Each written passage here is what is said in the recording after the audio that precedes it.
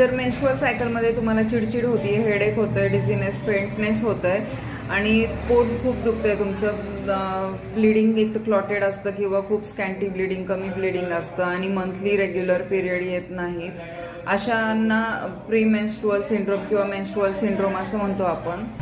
तर यावरती NIHने एक रिसर्च केला, नॅशनल इन्स्टिट्यूट ऑफ हेल्थने.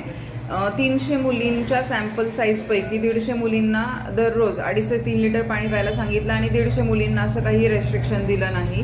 तर ज्यांना रेस्ट्रिक्शन दिलं होतं की कंपल्सरी तुम्हाला 2.5 ते 3 लिटर पाणी प्यायचंच आहे, तर यांच्यापैकी बऱ्याच जणींचा हेडेक किंवा चक्कर येणं, पोट दुखणं कमी झालं. त्यांच्या महिन्याला जे पेनकिलर त्यांना घ्याव्या लागायच्या तर त्या कमी झाल्या.